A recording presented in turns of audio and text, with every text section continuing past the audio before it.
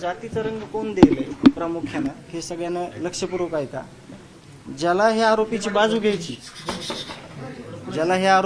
घ्यायची, त्यालाच फक्त जातीवादाचा अंश यायलाय. बाकी तर आम्ही दाखवलंय. दीपक काका आमच्या जिल्ह्याचे सुपुत्र आहेत. 1000 मुलींच्या पुढे ते अनाथ मुली तिथं सांभाळ करतात. दत्ता भाऊ आहे ते एच आय व्ही ग्रस्त म्हणजे शेकड्यावर मुलं तिथं सांभाळतात. विधवा महिला तिथं ज्या म्हणजे त्यांना कुणी आसरा देत नाही किंवा ज्यांचं काही कुणी नाही त्यांना सांभाळतात. म्हणून या आडून जर कुणी करत असेल तर ते खरे जातीवादी. त्यांना तिथं तुम्ही लगेच सांगा की तुम्ही ह्याची बाजू घ्यायचं काही कारण नाही. कारण का बऱ्याचशा गोष्टी हे सगळं पुढं जात असताना त्या सुद्धा आमच्याकडे आलेल्या आहेत. पण आम्ही शहानिशा केल्याशिवाय तुम्हाला बोलणं उचित नाही. बोला. तुम्हाला जे अन्नाचे फोटो आहेत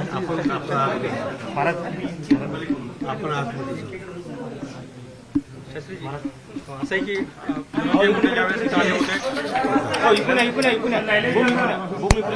फक्त इकडे बघून बोला म्हणा तसं ना आपण तिकडे शास्त्रीजी कुटुंबीय आलंय काय नेमकी तुम्हाला माहिती दिली आणि तुम्ही त्यातलं जाणून घेतलं का? शास्त्रीजी इकडे बघून बोला. भगवानगडाला मांडणारं ऐका. भगवानगडाला मांडणारं कुटुंब आहे. यापूर्वी ते भगवानगडावर येत होते. त्यांचे अनेक वेळाचे फोटो त्यांनी मला दाखवले आणि जे आरोपी आहेत त्यांची पार्श्वभूमी असणारे पुरावे त्यांनी या ठिकाणी दिलेले आहेत. ते अजूनही ते सांगतायत. पण याच्यामध्ये धनंजय यांचं म्हणणं असं आहे की याला जातीवाद न देता जे कोणी आरोपीची बाजू घेणारे ते खरे जातीवादी आहेत. आम्ही अजून काही बोलायचं असेल तर अजून 2 शब्द ते बोलतील. भगवानगड हा कायमस्वरूपी देशमुख संतोष देशमुखच्या आणि धनंजयच्या पाठीमागं आहेत आणि सदैव राहील. त्यांनी हे सांगितलेलं की आम्ही गडाला मांडणारे गडाचे शिष्य आहोत. अनेक वेळा गडावरून येऊन गेलेलो आहोत. फक्त आज आरोपी जे आहेत त्यांची खरी पार्श्वभूमी काय आहेत, त्यांच्यावर किती गुन्हे आहेत हे दाखवण्यासाठी त्यांनी आरोपीचं गुन्हेगाराचं प्रमाण या ठिकाणी आणलेलं आहे. आणि संतोष अण्णांनी किती चांगलं काम केलेलं आहे, त्यांच्या ग्रामपंचायतीला किती पुरस्कार आहेत त्यांचं त्यांनी सर्टिफिकेट या ठिकाणी आणलेलं आहे. भगवानगड हा त्यांच्या पाठीमागं आहे. ते मूळचे बाबाचेच आहेत हे मला आज कळालेलं आहे. बाबाला मानणार आहेत आणि त्यांची जी जमीन आहे ते 3 पिढ्यापासून वंजारी कुटुंब करते.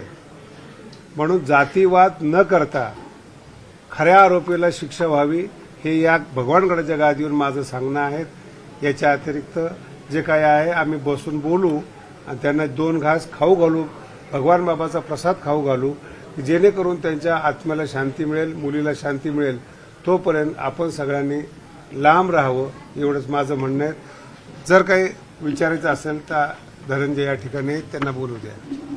मला महत्वाचा एक माझ्या मनातला प्रश्न विचारायचा आहे, म्हणजे मला बोलायचं आहे. शांत राहा. आता या आपल्या लढ्यामध्ये म्हणजे हा न्यायाचा लढा आहे. अतिशय क्रूररित्या ही हत्या झालेली आहे. याच्यात बाबा प्रत्येक क्षेत्रातलं माणूस आपल्याला, जसं की तुम्ही आता इथून संप्रदायाचं तुम्ही सांगितलं तसंच राजकीय लोक याच्यात आहेत या न्यायाच्या भूमिकेत, सामाजिक आहेत, संप्रदायातले आहेत. तर ते जर कुठं न्यायाच्या भूमिकेत असले आणि त्यांना जर कुणी जातीवादी म्हणत असेल तर तो एक विषय चांगला गांभीर्यानं लक्षात घ्या. पहिल्या दिवसापासून आत्तापर्यंत विविध लोकप्रतिनिधी आहेत, जिल्ह्यातलेच नव्हे तर जिल्ह्याच्या बाहेरचे अख्ख्या महाराष्ट्रातले सगळे लोकप्रतिनिधी, तुमची पोलीस यंत्रणा सगळी या न्यायाच्या भूमिकेत आहे आणि न्याय मागत आहे. तर त्याच्यामध्ये त्या लोकप्रतिनिधीला जर जातीवादी म्हणण्यात आलं तर मग न्यायाच्या दिशेने येणारे ते लोक परत येतील का न्यायाच्या भूमिकेत? नाहीत येणार. तर ती सुद्धा गांभीर्यानं दखल घेणं गरजेचं आहे. हे पहिल्या दिवसापासून आज 54 दिवसापर्यंत जे लोकप्रतिनिधी आहेत जिल्ह्यातले नव्हे तर सगळ्या बाहेरचे, हे देशमुख कुटुंबियाच्या न्यायात आहेत. त्यांना देखील न्याय मागतायत, त्यांना देखील तुम्ही चुकीचं ठरवलं नाही पाहिजे अशी माझी विनंती आहे. 1-2 शब्द वैभवी बोलेन तुम्हाला.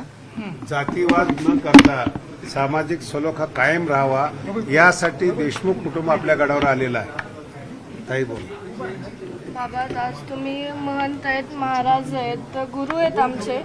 म्हणजे तुमचा दर्जा खूप मोठा आहे. आज तुमच्या पुढे मी खूप लहान आहे. फक्त मला एवढं वाटतं की जसं तुम्ही म्हणलात एका चापटीचं जर त्यांची मानसिकता तशी झाली आणि त्यांनी माझ्या वडिलांची हत्या केली आज माझ्या वडिलांच्या अंगावर आज आम्ही फक्त न्यूजला ऐकतो की त्यांच्या अंगावर इतके वार झालेत, त्यांची अशी एकही अवयव नाहीये की तो शाबूत होता. त्यांचे जर आता मी घरीच ते ऐकलं की त्यांचे फक्त अस्थिमध्ये 3 हाडं निघतायत, तर म्हणजे आमची आज मानसिकता काय असेल. ते ज्यांचे फोटो आहेत ते आम्ही आज सुद्धा बघू म्हणजे ते आम्हाला बघू वाटत नाहीये, त्याचं इतकं दुःख आहे. फक्त म्हणजे मला एवढं वाटतं की जे तुम्ही आमचे जे विचार होते किंवा माझ्या वडिलांची हत्या कशी झाली त्याच्या मागचं कारण काय, ती घटना कशी जशी मागाशी तुम्हाला चाचाने सांगितली, तेवढंच तुम्ही आमचं म्हणजे एकदा ऐकून घेतलं पाहिजे होतं आणि नंतर तुमचं जे वक्तव्य ते मी करायचं. काहीही बोललेलो नाही, मी तुमच्या पाठीमागे आहे. हा जो समाजातला प्रकार हे वाईट लोकांनी केलेले काम आहे.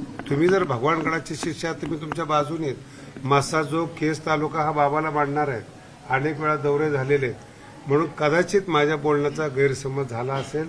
तुम्ही मला गुन्हेगाराचं जे काही गुन्हे दाखवलेले ते आणून दिलेले आहेत. मी गुन्हेगाराच्या पाठीमागे नाही, फक्त इतर लोकांनी त्याचा अर्थ चुकीचा केलेला आहे. बाबा आम्हाला पण तेच वाटतं की जे ही वृत्ती आहे जी गुन्हेगारीची आहे त्याच्यामुळे आज माझ्या वडिलांची हत्या झाली आहे. फक्त ती जी वृत्ती आहे ती आपल्याला बाजूला काढायची आणि आमचं म्हणणं हे आहे की आरोपींचं ज्यांना समर्थन करायचं त्यांनी निश्चित करा. आम्ही त्यांच्या बाबत काही बोलत नाहीयेत, पण याच्यामध्ये कुठं जातीवाद आणतायत आणि ज्यांना आरोपीची पाठराखण करायची तेच जातीवाद काढतायत. माझ्या वडिलांनी जसं मला समजतंय तसं माझ्या वडिलांनी कोणतं जातीवाद केला नाहीये.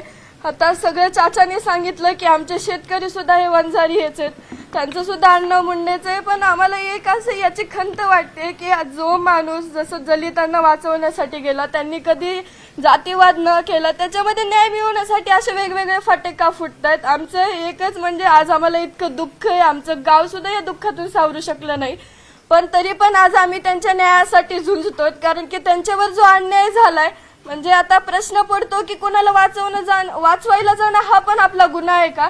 म्हणून ही जी घटना घडली आहे ती नंतर घडू नये यासाठी आम्ही फक्त न्याय मागतोय. आमची अपेक्षा हीच आहे की आम्हाला लवकरात लवकर न्याय मिळाला पाहिजे. भगवानगड आपल्या पाठीशी आहेत. मी भगवान बाबाला प्रार्थना करतो लवकरात लवकर फास्ट ट्रॅकवर न्याय मिळावा आणि मुलीला सांत्वना मिळावी. भगवानगड हा कायमस्वरूपी त्यांच्या पाठीशी उभा राहील. आरोपीचं कधीही समर्थन करत नाही. त्यांनी पुरावे आणलेले की आरोपीवर किती गुन्हे दाखल झालेले आहेत. कदाचित माझ्या बोलण्याचा चुकीचा अर्थ झाला असेल तर ते आरोपी हे आरोपीच आहेत, गुन्हेगार आहेत हे सांगण्याकरता या ठिकाणी कुटुंब आलेलं आहे. गडाचंच कुटुंब आहेत. म्हणून पुन्हा एकदा महाराष्ट्राला विनंती आहे, त्याला जातीय कलर न देता न्याय मिळावा यासाठी आपण सगळेजण प्रार्थना करू. भगवान बाबा महाराजांनी या संदर्भात जी समजा अमानुष हत्या झाली, मारहाण झाली, त्याचे काही इथं फोटो येतं